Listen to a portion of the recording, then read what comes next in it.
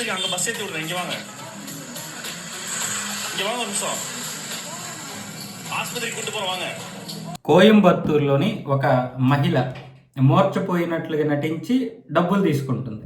అంటే చాలా వరకు ఇలాగే చేస్తుంది. ఒక వ్యక్తికి కనిపించింది, ప్రతిసారి ఈవిడ ఎలా మూర్ఛపోద్దా అని చెప్పి సీక్రెట్గా ఆవిడ్ని ఫాలో అయ్యి వీడియో తీస్తే ఆవిడ కావాలనే మూర్ఛపోయినట్లుగా పడిపోయిన తర్వాత మూర్ఛపోయినట్లుగా నటిస్తూ ఆ వచ్చినటువంటి స్థానికులు ఎవరైతే ఉంటారో వాళ్ళ దగ్గర నా పరిస్థితి ఇలాగ ఉంది, హాస్పిటల్కి వెళ్ళలేను, ఎంతో కొంత డబ్బులు దానం చేయండి బాబు, హాస్పిటల్కి వెళ్ళి చూపించుకుంటానని చెప్పి తన పొట్టకోటు కోసం ఏదో చేస్తుంది.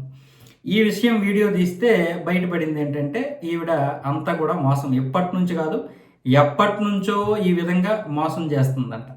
అంటే కూటు కోసం కోటి విద్యలు అంటారు కదా, ఇక్కడ కూడా చాలామంది మన దగ్గర మోసాలు చేస్తూ ఉంటారు. అఫీషియల్గా మోసాలు చేస్తున్నటువంటి వారు ఉన్నారు, అనఫీషియల్గా మోసాలు చేస్తున్నటువంటి వారు ఉన్నారు, పిల్లల పేరు చెప్పుకొని స్కామ్ చేస్తున్నటువంటి వారు ఉన్నారు. వాళ్ళతో పోలిస్తే ఈవిడ కొంతవరకు బెటరే కదా అంటున్నారు. ఈవిడ్ని ఆసుపత్రికి తీసుకెళ్తాం పదమ్మని చెప్తే ఈవిడ పారిపోతూ ఉంది. పాపం ఆవిడకి ఏం కష్టం వచ్చిందో ఆ విధంగా, అంటే దోచుకుంటున్నటువంటి రాజకీయ నాయకుల కంటే ఈవిడ కొంత బెటరే అని కొంతమంది అంటున్నారు. కొంతమంది ఏమొచ్చేసి ఆవిడ టాలెంట్ని ఎంకరేజ్ చేయండి అని కూడా కొంతమంది నెటిజన్లు ఫన్నీగా కామెంట్లు చేస్తున్నారు. ఇలాంటి వాళ్ళు మనకి చాలా వరకు ఉంటారు. అమాయకంగా 2-3 పిల్లలు తీసుకొని వస్తారు, బాబు ఏదో ఒకటి హెల్ప్ చేయండి, దారి తప్పేమని కూడా కొంతమంది అంటారు. ఇందులో ఏది నిజమో ఏది అబద్ధమో తెలియనటువంటి పరిస్థితి.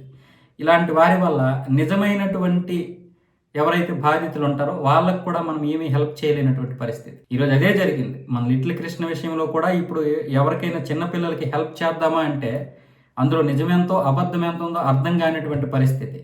ఇప్పుడు ఇలాంటి లిటిల్ కృష్ణ లాంటి ఎస్ఎంఏ బాధితులకి ఇంచుమించు 3-4 ఆంధ్రప్రదేశ్ ప్రజలు వాళ్ళ విశాల హృదయంతో ఒక్కొక్కరికి 15 కోట్లు, 14 కోట్లు, 16 కోట్లు, 9 కోట్లు, 10 కోట్లు కావాలంటే ఏదో ఒక విధంగా వాళ్ళ దగ్గర ఉన్నటువంటి తోచిన సహాయం చేశారు.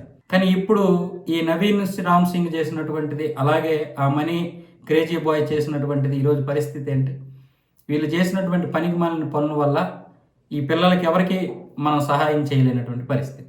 ఇప్పుడు ఇలాంటి వారి వల్ల కూడా నిజంగా చాలా పెద్ద ప్రమాదమే. ఇది చిన్నది మోసం అనుకుంటాం, కానీ ఇలాంటి చిన్న చిన్న మోసాలే పెద్ద మోసాలకి దారితీస్తాయి. ఆ తర్వాత డబ్బులు రాకపోయేసరికి ఈ డబ్బు కాదు ఇంకా ఎక్కువ రావాలని వీళ్ళు ఇంకా మరికొంత మోసానికి పాల్పడతారు.